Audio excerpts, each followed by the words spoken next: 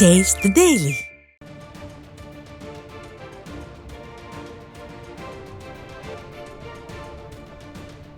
அண்மை செய்தியை பார்த்துக் கொண்டிருக்கிறோம். பகுஜன் சமாஜ் கட்சியின் மாநில தலைவர் ஆம்ஸ்ட்ராங் படுகொலை சம்பவம் தொடர்பாக புதிய சிசிடிவி காட்சிகள் வெளியான நிலையில் இன்று அதிகாலை நடந்த என்கவுண்டர் தொடர்பான சிசிடிவி காட்சிகளையும் விடிய அரசின் காவல்துறை வெளியிடுமா என பிஎஸ்பி தொண்டர்கள் கேள்வி எழுப்பியுள்ளனர். இது பற்றிய கூடுதல் விவரங்களை தலைமை செய்தியாளர் ஜெயக்குமார் வழங்க கேட்கலாம். வணக்கம் ஜெயக்குமார், விவரங்களை பதிவு செய்யலாம். வணக்கம் உமேஷ். பகுஜன் சமாஜ் கட்சியினுடைய மாநில தலைவர் ஆம்ஸ்ட்ராங்கினுடைய கொலை வழக்கில் சிசிடிவி காட்சி ஒன்றை தற்போது காவல்துறையினர் வெளியிட்டிருக்கிறார்கள். குறிப்பாக இந்த சிசிடிவி காட்சி என்பது பெரம்பூரில் ஆம்ஸ்ட்ராங் தனது சொந்த வீடு ஒன்று கட்டி வரக்கூடிய வேணுகோபால் சாமி தெருவில் இருக்கக்கூடிய அந்த பகுதியில் இருந்துதான் இந்த சிசிடிவி காட்சிகள் வெளியாகி இருக்கிறது. ஏற்கனவே இந்த கொலை சம்பவம் நிகழ்ந்த போது 8 பேர் கொண்ட கும்பல் இருசக்கர வாகனங்களில், குறிப்பாக தனியார் உணவு டெலிவரி நிறுவனத்தினுடைய ஆடையை அணிந்து கொண்டு இந்த கொலை சம்பவத்தில் ஈடுபட்டார்கள் என்று ஏற்கனவே குறிப்பிட்டிருந்தோம். தொடர்ச்சியாக இந்த நடைபெற்றிருக்கக்கூடிய இந்த கொலை சம்பவத்தில் வெளியாகி இருக்கக்கூடிய இந்த சிசிடிவி காட்சிகளிலும் அந்த டெலிவரி நிறுவன ஊழியர்கள் போன்ற அந்த உடையை அணிந்து கொண்டுதான் இந்த கொலை சம்பவத்தை அரங்கேற்றி இருக்கிறார்கள்.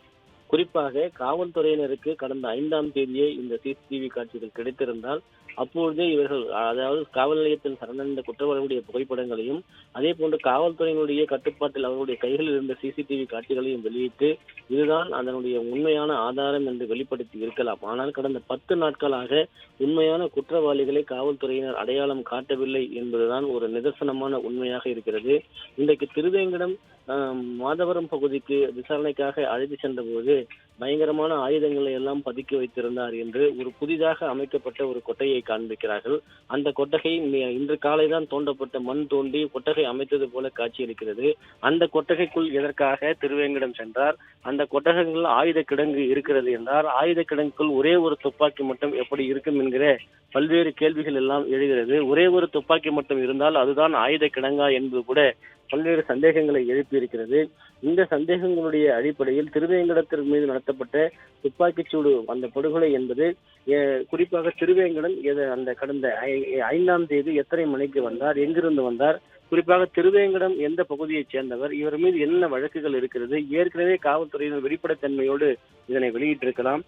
தற்போது அவர் விசாரணைக்காக அழைத்து செல்லப்பட்ட போது, அதாவது உச்சகட்டமான ஒரு பாதுகாப்போடு தான் குறிப்பாக ஒரு உதவி ஆணையர், இணை ஆணையர், துணை ஆணையர், அதே போன்று காவல்துறை ஆய்வாளர்கள், உதவி ஆய்வாளர்கள், ஆயுதப்படை காவல் சென்றவர்கள் என அந்த விசாரணைக்காக அழைத்து செல்வார்கள். அப்படி அழைத்து செல்லுகிற போது எப்படி இவர்களை கொலை செய்தார் என்கிற கேள்வி எழுகிறது. குறிப்பாக அருள் என்கிற 33 வயது திருவேங்கடம் என்கிற நபர் இருசக்கர வாகனத்தில் பின்னால் அமர்ந்திருப்பதாக காவல்துறையினுடைய அந்த புகைப்படங்கள் காட்டுகிறது. அப்படி என்றால் அன்றைக்கே இது குறித்து விளக்கம் அளித்திருக்கலாம். குறிப்பாக சந்தோஷ் வயது 22, அதே போன்று ராமு வயது 38, கோகுல் வயது 25, விஜய் வயது 19, சிவசக்தி வயது 26, இப்படி அனைத்து புகைப்படங்களையும் போட்டு அதற்கான ஆதாரங்களை வெளியிடுவதாக ஒரு சிசிடிவி கொடுக்கிற போது கடந்த 5ஆம் தேதி இது குறித்த முழுமையான ஆதாரங்களை வெளியிட்டிருந்தால் இப்படிப்பட்ட பல்வேறு சந்தேகங்களை எழுப்பி இருக்காது என்பதுதான் இந்த சிசிடிவியினுடைய காவல்துறை வெளியிட்டிருக்கக்கூடிய பின்னணியில் இருக்கக்கூடிய விஷயமாக பார்க்க முடிகிறது.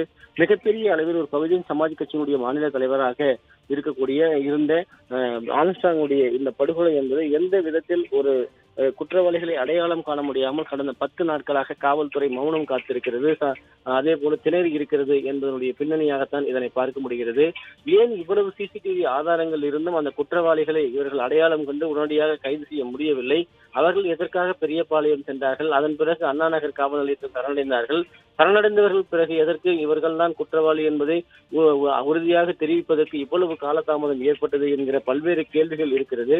குறிப்பாக போலீசாருடைய காவல் நிலையத்தில் சரணடைந்திருக்கிறார்கள். சரணடைந்தவர்கள் 5 நாள் போலீஸ் காவல் எடுக்கப்பட்டிருக்கிறது.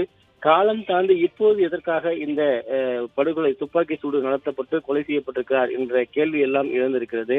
குறிப்பாக இந்த திருவேங்கடத்தினுடைய கொலை பின்னணியில் என்னென்ன மர்மங்கள் இருக்கிறது என்பதை காவல்துறையினர் வெளிப்படைத்தன்மையோடு வெளியிட வேண்டும் என்பதே அனைவருடைய எதிர்பார்ப்பாக இருக்கிறது.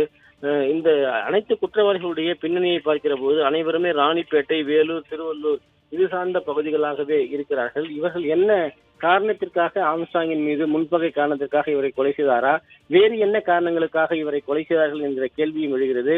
அதே நேரத்தில் போலீஸ் கஸ்டடியில் இருக்கக்கூடிய ஒரு குற்றவாளிக்கு எப்படி துப்பாக்கி எல்லாம் எடுக்கக்கூடிய அளவிற்கு இவர்கள் அனுமதித்தார்கள், அங்கு எப்படி ஒரு துப்பாக்கியால் சுட முயற்சித்தார் என்கிற சந்தேகமும் தொடர்ந்து எழுப்பிக் கொண்டிருக்கிறது. இவற்றுக்கெல்லாம் உண்மை தன்மையை காவல்துறையினர் விளக்க வேண்டும்.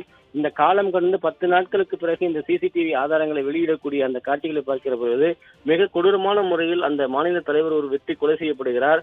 அந்த காட்சிகளை எல்லாம் ஏன் இவ்வளவு காலம் தாழ்த்தி இருக்கிறார்கள் என்கிற கேள்வியும் பகுஜன் சமாஜ் கட்சியை சேர்ந்த நிர்வாகிகள் எழுப்பியிருக்கிறார்கள். குறிப்பாக நாங்கள் சொல்லுவது போல உண்மையான குற்றவாளிகளை காவல்துறையினர் அடையாளம் காட்ட மாட்டார்கள், ஆனால் எங்களுக்கு சிபிஐ விசாரணைத்தான் வேண்டும் என்று அவர்கள் மீண்டும் மீண்டும் அழுத்தமாக அதையே வலியுறுத்தி வருகிறார்கள். எனவே ஆம்ஸ்ட்ராங் அந்த படுகொலையில் இருக்கக்கூடிய உண்மைத்தன்மையை வெளிக்கொண்டு வர வேண்டும் என்றால், உண்மைத்தன்மையை சமூகத்திற்கு எடுத்துக்காட்டப்பட வேண்டும் என்றால், இந்த குற்றவாளிகள் யார் என்று அடையாளம் காண வேண்டும் என்றால் சிபிஐ விசாரணைக்கு கொண்டு சென்றால் மட்டுமே உண்மைத்தன்மை விலகும், மர்ம முடிச்சுக்கள் அவிழ்க்கப்படும் என்று அந்த கட்சியைச் சேர்ந்த தொண்டர்களும் நிர்வாகிகளும் வலியுறுத்தியிருக்கிறார்கள். ஏற்கனவே கணவனை பறிகொடுத்திருக்கக்கூடிய ஆம்ஸ்ட்ராங்கினுடைய குடும்பத்தைச் சேர்ந்தவர்களும், குறிப்பாக அவர் மனைவி உட்பட அனைத்து உறவுகளுமே அதைத்தான் வலியுறுத்துகிறார்கள். எனவே காவல்துறையினர் ஒரு மாநில தலைவருடைய படுகொலையில் கூட இவ்வளவு அஜாக்கிரதையாக மெத்தனமாக, ஏற்கனவே உளவுத்துறை அறிவுறுத்தியும் கூட இவ்வளவு அஜாக்கிரதையாக இருந்திருக்கிறார்கள் என்றால் எந்த அளவிற்கு காவல்துறை செயல்பாடுகள் இருக்கிறது என்று அவர்கள் மீண்டும் மீண்டும் அந்த அழுத்தத்தையும் அதே போன்று காவல்துறை மீதான நம்பிக்கையின்மையுமே அவர்கள் வெளிப்படுத்தக்கூடிய தன்மையை பார்க்க முடிகிறது. உமேஷ்,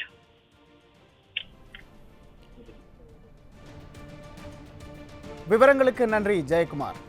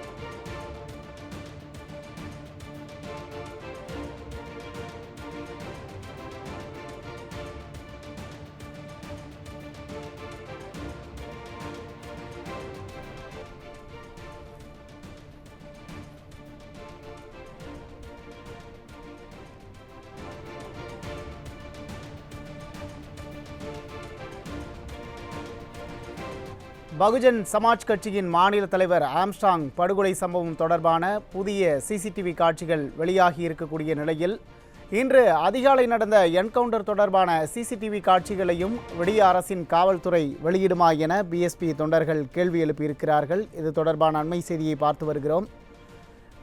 பகுஜன் சமாஜ் கட்சியின் மாநில தலைவர் ஆம்ஸ்ட்ராங் படுகொலை செய்யப்பட்ட சிசிடிவி காட்சிகளை தற்போது நாம் பார்த்து வருகிறோம்.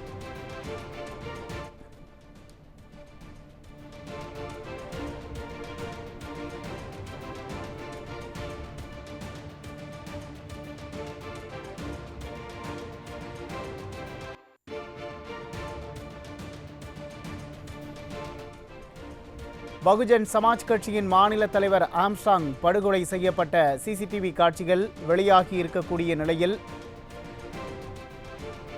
இன்று நடந்த என்கவுண்டர் தொடர்பான சிசிடிவி காட்சிகளையும் காவல்துறை வெளியிடுமா என பிஎஸ்பி தொண்டர்கள் கேள்வி எழுப்பியிருக்கிறார்கள். பகுஜன் சமாஜ் கட்சியின் மாநில தலைவர் ஆம்ஸ்ட்ராங் படுகொலை தொடர்பான சிசிடிவி காட்சிகளை தற்போது நாம் பார்த்து வருகிறோம்.